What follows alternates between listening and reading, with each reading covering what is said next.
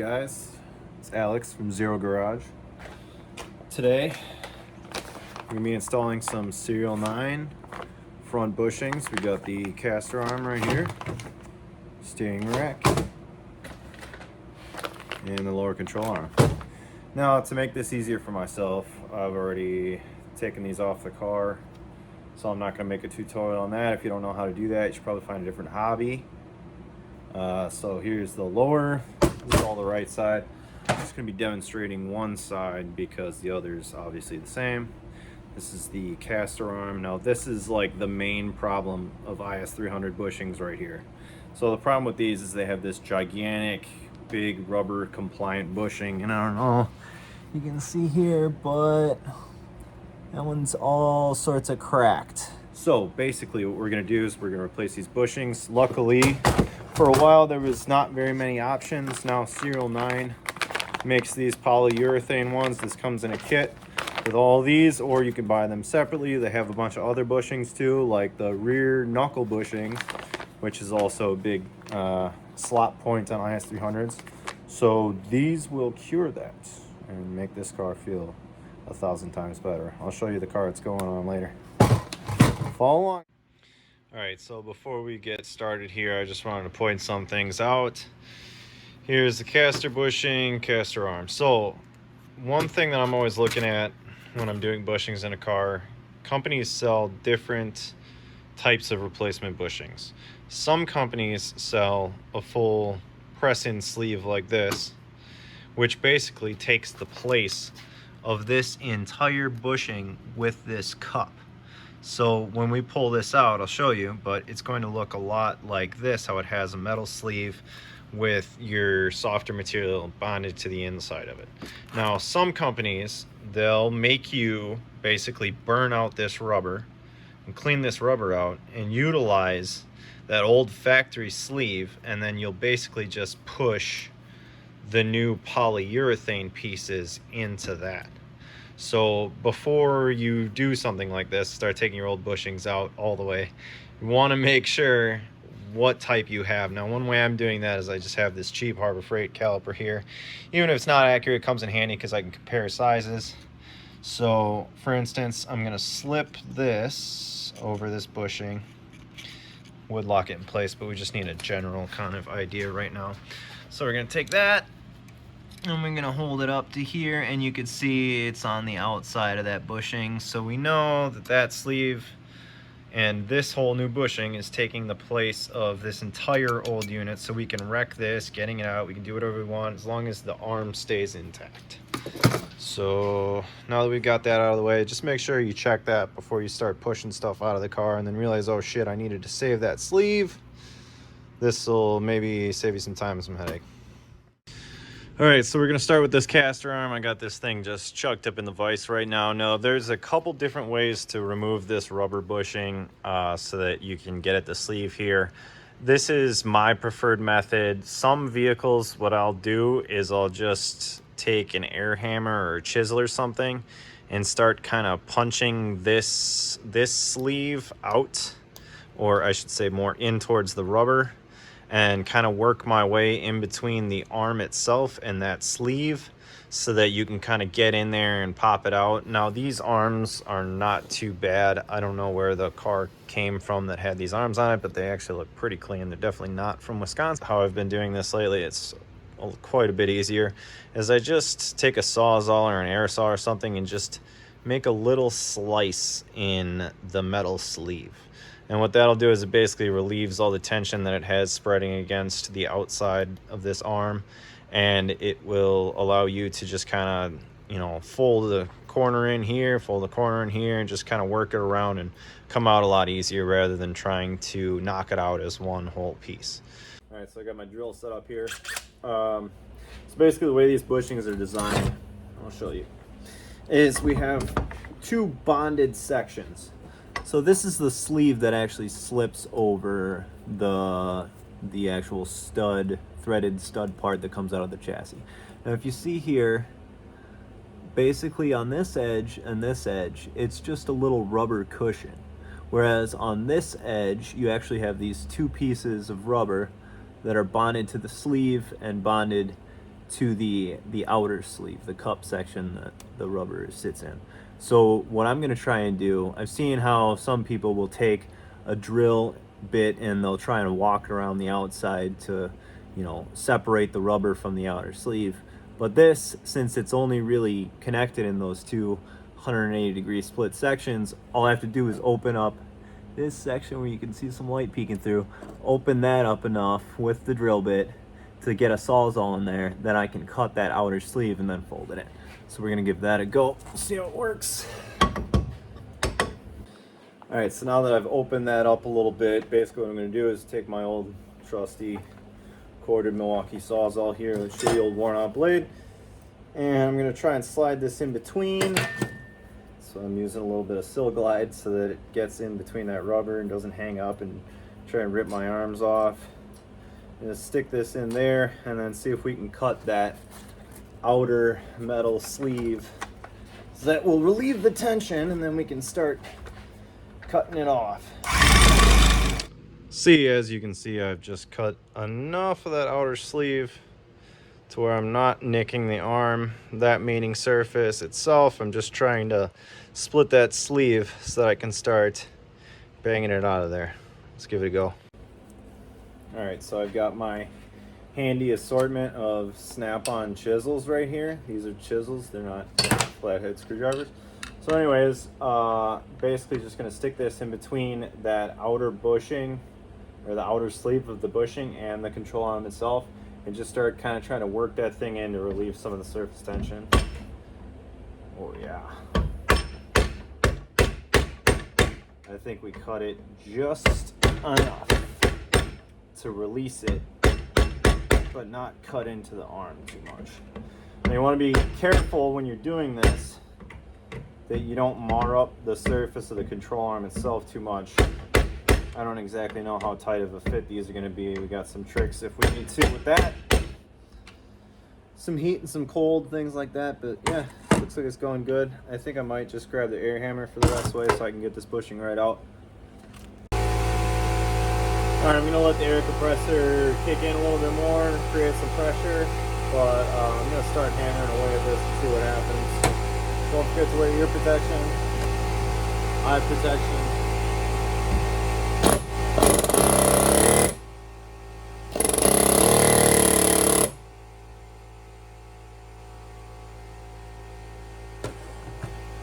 So as you can see here, I've got this mostly spread apart in here. See my finger through there? So I'm just gonna keep going all the way around. Should loosen up pretty easily. Knock that out. Should be ready to press in the new bushing.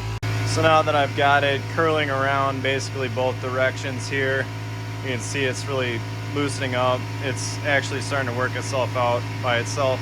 So I'm just gonna chuck this in the vise again, see if I can hold on to it and just smack it till it comes out. I will say though, thank God this isn't an old rusty arm, because this is not that easy on the old rusty ones. This is coming right out. So thanks to my buddy Danny who sold me basically complete front subframe with a bunch of the suspension still attached. Well, I gave this one little tap and it started moving, so I figured I might as well just film it. Boom. It's that easy. So basically, before you press your bushing in, you can see here, oh, maybe, you can see all that crustiness from the old bushing where it was making contact. You're just gonna wanna clean that up a little bit. Some sandpaper, just make sure you don't have any high spots from when you were chiseling on it or anything like that. Just get it all nice and even so that the new bushing presses in nice and easy.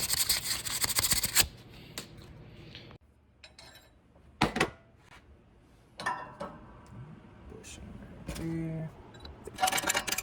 Sights.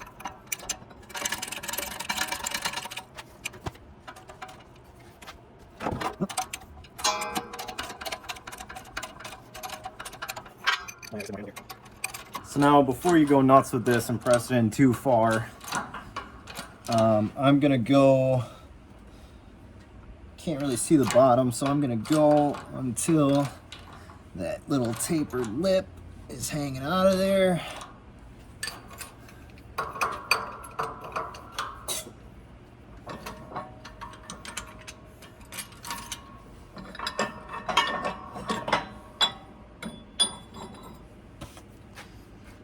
Okay, see, yeah, you can see here, I can afford to go a little farther.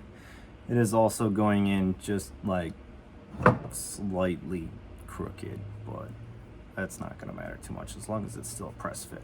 So, going. I think I can go till this is 100% flush with the control arm itself. It looks like it's made to be exact thickness. So hopefully the rest of this goes smooth. So now that we have our caster arm bushing pressed in here, happy with that. That went really smooth. Now we got to do our lower control arms. So as you can see here, these bushings only go in one way. They've got this collar on the opposite end. That's this collar here. So it's kind of nice because that gives us some space to work with, something to pry or chisel against to help knock this bushing out. Now, this one is going to be the same principle. I don't know if I'm going to try and stick a drill bit in here and cut the sleeve or just try hammering it out. Considering how easy the caster arm came apart, I might just try hammering this out. You know, get a chisel along this edge and kind of push this up. So you can see how crusty this one is. I did cut into that arm pretty decent. Definitely not ideal, did not want to do that. But also, that's one of the main reasons I kind of did it more towards this joint, so that there was more metal there in case I did that. At least that's just what I'm gonna go with. That's my story. That's why I did that. I planned it out. So anyways, we're gonna clean up these crusties and then press in the new bushing. Now make sure to pay attention to the orientation because that old bushing came out this side. So pay attention to that, maybe mark it, do something so that you know which side this gets pressed in. So if you're moving this around or whatever, maybe use this as a reference point. Part that the caster arm bracket is sticking out is the way that the sleeve goes. So just pay attention. All right, so now I have this clean. You're gonna press in this bushing. Now, actually I can use the same sleeve that I was using before.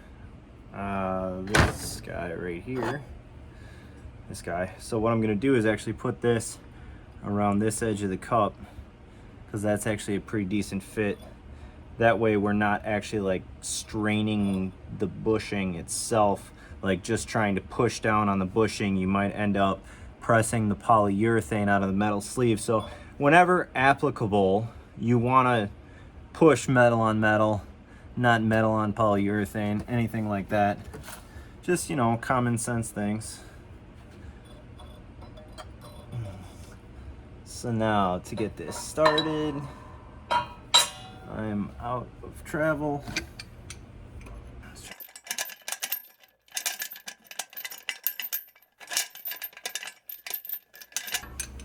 Honestly, it's crazy though because I haven't done so much work with this vise. Like all this stuff is just random things that I had kind of laying around from, or not vise, press, from cars that I've worked on.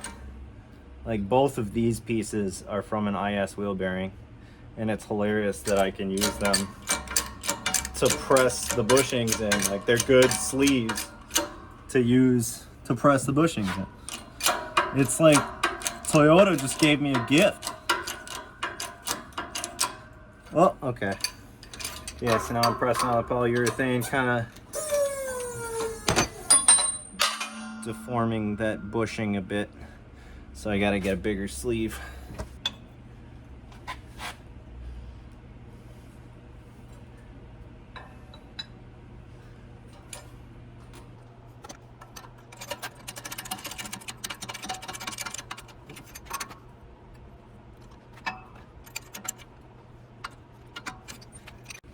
So I ended up just flipping the control arm around and using like the dies that the press comes with. And then the sleeve up on the top here to try and press that down a little bit better because it was kind of fighting me. So going in crooked, I should say.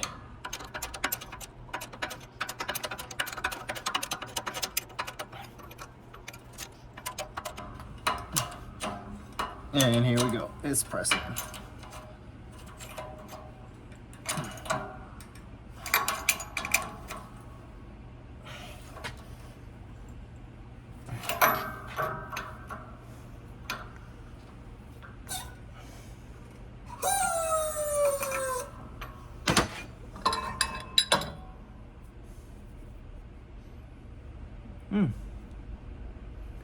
say that's in. Seated on there. Perfect. All right, so now that you got the gist of it, we got the lower control arm bushing in, we got the caster arm bushing in. It was not bad. Caster arm went super easy. Lower control arm, I should have just torched it out to begin with, cut it like I did the other bushing, and we would have been fine. So the last piece of the puzzle is the steering rack bushings. Now, this is going to be the one that your big U-mount goes over, and then these are the two smaller through bolts. So I'm not actually going to demonstrate on this because I'm going to do this to the rack that's already on my car, so I don't have to really realign it much. Basically on these, you can just push this metal sleeve out. These aren't bonded at all, so you can just shove this metal sleeve out, you know, just stick something that size on there and hit it with a hammer, maybe put the rack in a vise, do whatever. You could probably do it on the car as long as you can get, you know, like a channel lock on this or something. If you can work it out a little bit with a screwdriver, maybe one by one. But those come out super easy. Then the rubber bushing pulls right out of there. It's really a breeze. I couldn't believe how easy the first time I did steering rack bushings on this. And then basically you'll just press these ones in. But obviously, since you have these, as long as this pops out the other side, that's kind of your back to front play in the steering rack. And then the side to side slop will be taken up by this part of the polyurethane sleeve. So I think that's a pretty cool design. It's not a two-piece like a lot of them. And I actually, in my brown car, I have aluminum ones that just pop into the rack. I might actually just buy another set of these for my other car too. But yeah, so. All right, snowing out. I'm gonna give it a go.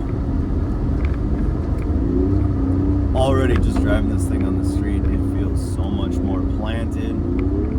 There's no more slop in the front end. I mean, I've been driving this car for a long time, and it's been really sloppy like the entire time. And now, I mean, the front end of this thing feels better than like a fresh, completely stock one. I had a friend who had one of these cars that I drove brand new in 2005, and man, this feels better than I remember that car feels.